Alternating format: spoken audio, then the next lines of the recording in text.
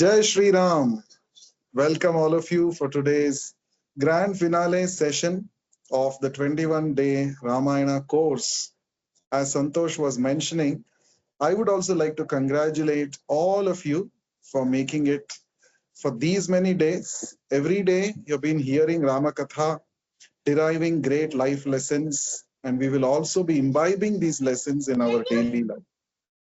So let us begin with prayers invoking the Lord's blessings. Nama Om Vishnu Padaya Krishna Preshthaya Bhutale Srimate Bhakti Vedanta Swamin Nitinamine Namaste Saraswate Deve Gauravani Pracharine Nirvishesha Shunyavadi Paschatya Deshatarine Jaya Shri Krishna Chaitanya Prabhu Nityananda Shri Advaita Gadadhara Srivasadi Gaura Bhakta Vrinda Hare Krishna, Krishna Krishna, Hare Hare, Hare Rama, Rama Rama, Hare Hare. Jai Shri Ram. So today we have reached the grand finale of the Ramayana. Ramayana Mahakavya by Sri Valmiki Muni acts like a torchlight to all of us. The various incidents described in the Valmiki Ramayana, they depict various facets of human character, human behavior, the right way to act. Valmiki Ramayana gives us the courage to always choose the right over the wrong, dharma over adharma. And Lord Ramachandra himself, who is the Supreme Lord, he appeared as a human being to set ideals for all of us to follow. So the final decisive battle was declared between Rama and Ravana. This battle is not a battle which was fought millions of years ago, but it is the battle which we are facing, which we are fighting every day. Ravana represents the kama, the lust, the krodha, the भाई lobha, ओ all these 21 days Ramayana course negativities, चल रहा है. kama, krodha, lobha, moha, mada, matsarya, all of these are actually the enemies with which the soul, we are fighting every moment in our life. So when we choose dharma, when we choose the shelter of Rama, however powerful the enemy may be, we will emerge victorious. But if we follow the policy of Ravana, then we may have all the strength with us. We will be actually defeated. Satyameva Jayate. This is the Upanishad statement. So truth alone triumphs. Dharma alone wins. This is what is depicted both in Ramayana and Mahabharata. So let us take a brief bird's eye view on what actually happened between Rama and Ravana. So we all know the reason why Rama, along with his Vanara Sena, crossed over the 100 Yojana Lanka, 100 Yojana ocean to reach Lanka. That is to actually rescue Mother Sita. Rescuing Mother Sita was an apparent reason, but the actual reason was to punish Ravana and to show the whole world that how people with demoniac mentality will ultimately be killed by the divine will of the Lord. So it is the fight between ultimate divinity and demoniac mentality. This is the Rama versus Ravana battle. So Rama reached Lanka, and Rama actually sent Angada as his Duta, his peace messenger to the court of Ravana. Angada, in plain words, told Ravana that better you, even now you have a chance to correct your mistake. Please, return Mother Sita to Lord Rama, and you and your entire family will be saved. But Ravana was not ready to listen to this. As repeatedly we have been telling, Vibhishana also advised, his own brother advised. Ravana did not hear to that. Then Hanuman, when he had come before to search Mother Sita, he had also given the same advice. Ravana did not listen.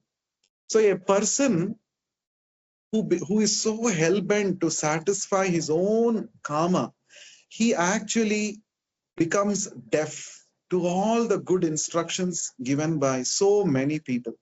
Now, not only these people, his own wife Mandodari, she was repeatedly telling this Ravana, please give back Sita. It is not good for us.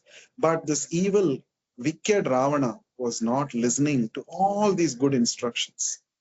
So finally, when the peace proposal failed, there was no other option than to attack and rescue Mother Sita.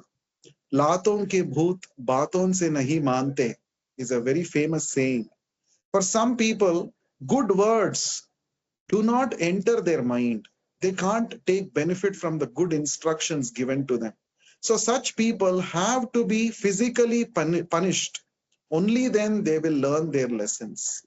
From this, what we understand is Rama, his patience, even after bringing all the Vanarasena, after constructing the bridge across the ocean, bringing all the Sena to Lanka, even then Rama thought, okay, let us give one more chance to this Ravana. Let me send this peace messenger Angada. You see how much patience the Lord has.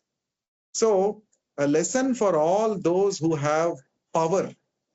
It's not that Rama was powerless and that is why he was trying to plead Ravana to spare them and send Sita. No, Rama had all the power at his disposal, yet he was so patient. So, therefore, patience is a very great quality that we should all develop. Many times when we get irritated with somebody, we don't think, we become, we speak something, we blurt out something. We don't have patience to see from the other person's point of view. But Rama is teaching, no, you should have patience. So this is one important quality. And then Rama's forgiveness. Rama is ready to forgive, right? So forgiveness is actually a divine quality. Only those who are connected with Rama, who have this divine connection with Rama, only they can have this forgiveness. Forgiveness is not a symptom of weakness, but it is a symptom of a person's greatness. So this is what Rama is teaching us. So finally, the war is declared. At one point of time in the war, Ravana personally comes to face the army of Rama. So he says, I want to see that Rama, because of whom this war is happening. How dare a mere human being is challenging my authority? I have conquered all the 14 planetary systems within this universe. And this human being, he is challenging me. So who is that Rama? Let us see. So he came for the first time on the battlefield, this Ravana. And as soon as he saw Rama, it is said in the Valmiki Ramayana, even Ravana was actually attracted to the effulgence of Rama. That was his personality. Even within his mind, Ravana also thought, oh, such a great person. Oh, my enemy cannot be an ordinary person. He thought like that. Anyway, but he did not change his mind. He continued to fight. And the straight fight happened between Rama and Ravana. And Rama, through his arrows, he cuts off the flag of Ravana's chariot.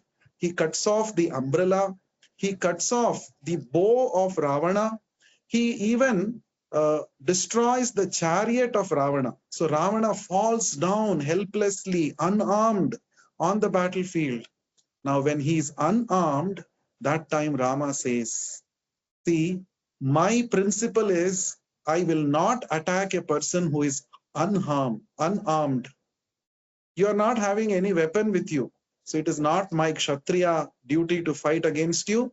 Go, Ravana, take rest nicely in Lanka, Come prepared nicely tomorrow for the battlefield. Like this, Rama sends away Ravana. Actually, from this, we understand the ethics, the value system of Rama. Rama could have easily killed Ravana then and there, but still look at Rama. He's saying, you lost everything now. You don't have chariot, you don't have weapons, so it is against the etiquettes of war to fight against you. So he sends away. See, only Rama can do this. Rama, why he is so worshipable, why he is the supreme Lord, why he is Maryada Purushottama, it is because of such nature, such quality of Rama. So he sent back Ravana. Go, get ready and come tomorrow again, like this. So this happens twice. Ravana was humiliated by Rama twice on the battlefield. He was made, shelterless. He was actually put to shame in front of his entire army. But still, Ravana could not appreciate the greatness of Rama. Ravana could not change now. He could have actually said, okay, I have done a big mistake. 2 times this person has defeated me. I think I'm not a right match for this person. Let me surrender to Rama. No. Why this surrender mentality did not come in Ravana's mind? Because he was too much overwhelmed with karma. Krishna says in the Bhagavad Gita, Bhogaishwarya prasaktanam taya apahrita chetasam vyavasayatmika buddhihi samadhau na vidhiyate. In the minds of those who are too much attached to material enjoyment and to material opulence, in the minds of such people, the resolute determination to surrender to the Supreme Lord does not come about. So even though Ravana was humiliated like that, his desire to enjoy Mother Sita did not allow him to surrender to Rama. This is very important lesson for us to learn. That is why Bhagavad Gita is saying we should not be attached to bhoga and aishwarya, material wealth and material enjoyment. These two are detrimental for a person who wants to make spiritual advancement. This is what we are learning from the Bhagavad Gita and also through the Ramayana.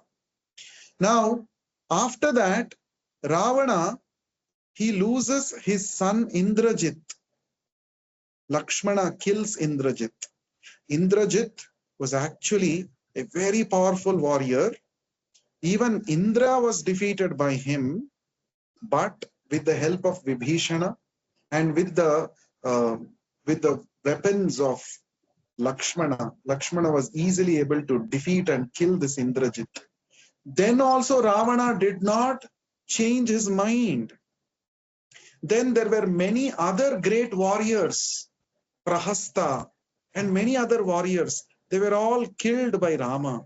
Sugriva, Hanuman, they also killed so many warriors on the side of Ravana. Many sons of Ravana were also killed. Even then, Ravana did not change his mind. You can just imagine how much proud Ravana was, how much he was hell-bent with the idea that Sita belongs to me. I should actually enjoy Sita.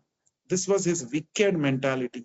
Even though he saw in front of his own eyes, his own sons, his own great warriors, they were all defeated. Still, Ravana did not change his mind. And then he told his soldiers, go and wake up my brother Kumbhakarna. So Kumbhakarna had this benediction from Lord Brahma that 6 months he will sleep and the next 6 months he will be awake. So it was a sleeping time, hibernation mode he was in. But emergency, they all went so many with great difficulty. They somehow woke up this Kumbhakarna, and Kumbhakarna got to know that there is a crisis, there is a war going on. And he also got to know that the reason for the war is his own brother Ravana. And he also got to know that Vibhishana has chosen dharma over adharma. So he has gone to the Rama camp. All this Kumbhakarna got to know. And Kumbhakarna knew that what Ravana had done is wrong. But he did not take the path of Vibhishana, But instead he said, okay, even though I know that what you've done is wrong, as a matter of duty, I support you. Now, yesterday we had discussed, Vibhishana represents Sattva Guna, Kumbhakarna represents Tamo Guna, and Ravana, who is full of desires and kama, he represents Rajoguna. Rajoguna people make plans in this world. They tell everybody, come, join this plan and you will enjoy your life. Now, Tamoguna people who can't think properly, they will go and support all these Rajasic people. That is what is happening today. The whole civilization is simply run by people who are in Rajoguna and Tamoguna. Practically, there is no Sattva Guna. There is no knowledge-based, wisdom-based decisions made in this material, in this Kali Yuga. That is the problem. So this is depicted very nicely when Kumbhakarna, even though he knew that his brother Ravana was wrong, sentimentally, out of brotherly affection, he went and supported Ravana. So Kumbhakarna goes to the battlefield. He's so huge body, he goes there and he creates a lot of disturbance to the Vanara army. And finally, Ramachandra, with his arrows, he cuts off the hands of Kumbhakarna. The arms of Kumbhakarna are cut off. And finally, Ramachandra also cuts off the neck of Kumbhakarna, finally killing him. So Kumbhakarna is dead now. Now Ravana is all alone. Everybody, the entire Lanka has turned into a crematorium, practically. Only bodies and bodies, dead bodies everywhere. Even amidst such terrible situation, if Ravana had gone and taken shelter at the lotus feet of Rama, Rama would have forgiven him. But still, Ravana did not do that.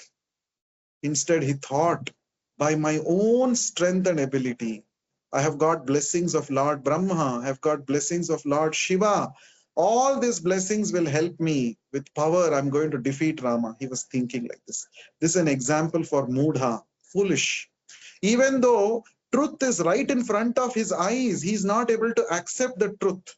Pashyan apina pashyati, Bhagavatam says. Even though reality is in front of our eyes, many times we turn blind to the reality because we don't have sattvic nature or we don't cultivate sattvic mentality.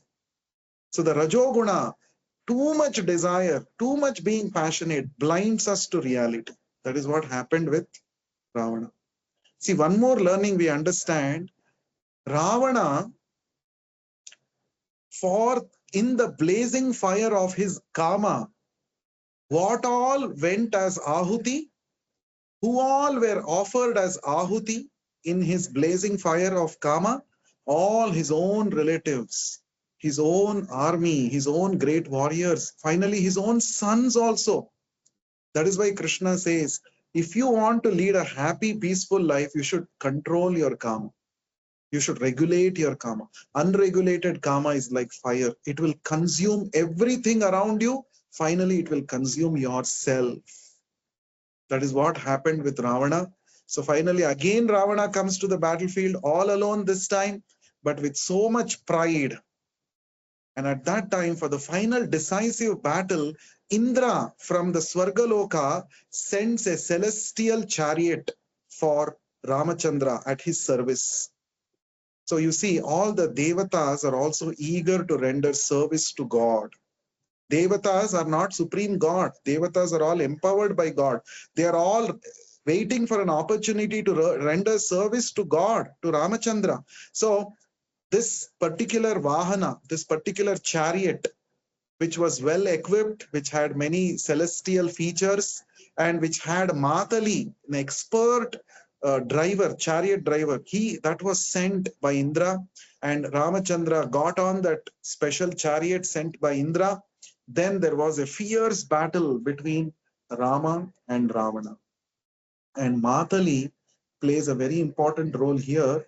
He gives the right advice at right time. Just like for Arjuna, Krishna played a very important role on the battlefield of Kurukshetra by giving him the right advice, by revealing the secrets of the opponents. In the same way, this Matali also says, "O Ramachandra, enough I have seen of this fight. Why are you fighting by choosing simple weapons to kill this great demon? I think it's time now you should release your Brahmastra. And with this Brahmastra, you should bring peace to the whole world, because that Brahmastra will lead to the end of this Ravana. So Matali says this, and hearing the words of Matali, Ramachandra invokes Brahmastra, which he had earlier learned from Agastya Rishi.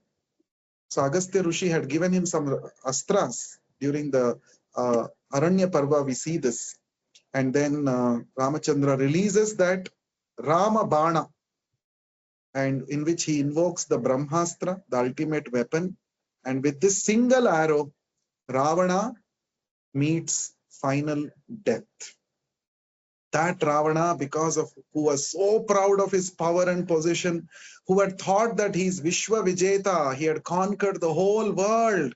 The whole world was under his feet. He was thinking like that. That Ravana was now defeated finally, and all the devatas from the sky, from the celestial abodes, they were showering flowers at Ramachandra. They were all loudly chanting, Jai Shri Ram, Jai Shri Ram. Finally, the, the negative force which was affecting this earthly planet and the whole world so much has now been conquered. It has now been put to an end. So everybody was rejoicing, right? So we celebrate the killing of Ravana by Lord Ramachandra. We celebrate as Vijaya Dashami, Dashara festival. Ramachandra Vijayotsava, it is called. So in our culture, in Indian culture, always we celebrate the killing of demons. We celebrate the birth of the Lord and great personalities. This is Indian culture. So from this killing of, one more lesson we learn is that just like Indra sent some special help for Ramachandra when it was required, of course, Ramachandra does not require any help. He's the Supreme Lord himself. With one Rama Bana, he can actually destroy the whole universe. That is his power. But still, the Devatas headed by Indra took it as an opportunity to serve Ramachandra. So what is Valmiki Ramayana teaching us through this? We should also take opportunity to serve Rama, to serve the Lord in our life. We are actually meant for serving the Lord. How to serve the Lord? Simple thing that we can do is chanting the holy names of the Lord, sharing the wonderful lessons from Ramayana with others, sharing the secret of chanting the holy name as the solution to all the miseries and negativities. When we share this with others, this is Rama Seva. So in this way, we will also become very dear to Lord Rama. And the Hare Krishna Maha Mantra is like that Brahmastra, Rama Bana, which Lord Rama released and killed this Ravana. When we chant the Hare Krishna Maha Mantra and hear attentively through the channel of our ears, the Hare Krishna Maha Mantra, Rama Bana, enters into our heart and it touches the soul and it destroys all the coverings of the soul, the ignorance of the soul, kama, krodha, lobha, all these things are destroyed by this great chant for deliverance called as the Maha Mantra. So if we want to conquer the Ravana within us, the Rama Bana is ready with us. That is the Hare Krishna Maha Mantra. You chant Hare Krishna Maha Mantra every day and you see the effects of it. The kama, krodha, lobha, gradually their effects, they become weaker and weaker and they are destroyed and we can experience real happiness in our life. So let us all invoke the Rama Bana to conquer all negativities within our heart by chanting the Hare Krishna Maha Mantra. I request all of you to please chant along with me for 1 minute for 11 times. Please join me. Hare Krishna, Krishna Krishna, Hare Hare. Hare Rama, Rama Rama, Hare Hare. Hare Krishna, Krishna Krishna, Hare Hare. Hare Rama, Rama Rama, Hare Hare. Hare Krishna, Krishna Krishna, Hare Hare. Hare Rama, Rama Rama, Hare Hare. Hare Krishna, Krishna Krishna, Hare Hare. Hare Rama, Rama Rama, Hare Hare. Hare Krishna, Krishna Krishna, Hare Hare, Hare Rama, Rama Rama, Hare Hare. Hare Krishna, Krishna Krishna, Hare Hare, Hare Rama, Rama Rama, Hare Hare. Hare Krishna, Krishna Krishna, Hare Hare, Hare Rama, Rama Rama, Hare Hare. Hare Krishna, Krishna Krishna, Hare Hare, Hare Rama, Rama Rama, Hare Hare. Hare Krishna, Krishna Krishna, Hare Hare, Hare Rama, Rama Rama, Hare Hare. Hare Krishna, Krishna Krishna, Hare Hare, Hare Rama, Rama Rama, Hare Hare. Hare Krishna, Krishna Krishna, Hare Hare, Hare Rama, Rama Rama. So with this, we come to the end of the grand finale of 21-day Ramayana course. And I hope all of you enjoyed. And not just enjoyed, we should also develop some, at least 1% desire to follow in the footsteps of Lord Ramachandra. And most importantly, all these days, every day we were chanting the Hare Krishna Mahamantra every day. And I said, that is the way to connect with Lord Rama, Lord Krishna. Please do not miss this. Any time of the day you can chant. Men, women, there are no hard and fast rules. Anybody can chant. Women can chant throughout the month. There are no hard and fast rules. So I request all of you to please every day spend at least 7.5 minutes to chant 108 times of Hare Krishna Mahamantra without fail. In fact, this is the only single take-home point that I would say from the entire 21-day Ramayana course. We would consider that to be successful, this course to be successful, if you actually take up this chanting of the holy names seriously. And you can also join the Transdimensions students in your campus every day, both online and offline, the details about which Santosh has already shared with all of you multiple times. We will also share it in the groups. Please join us for mantra meditation and experience real transformation. Only in that way we can kill the Ravana within us, by taking up the chanting of the holy names of the Lord. Thank you very much. Hoping to see you soon in other online and offline platforms provided by Transdimensions Club. I also take this opportunity to thank Santosh and all other students of the Transdimensions Club for giving me an opportunity to address all of you. And it was really blissful sharing whatever I know with all of you. With that, we come to the end of the session and the course. Thank you very much. Jai Shri Ram. Jagat Guru Srila Prabhupada ki Jai.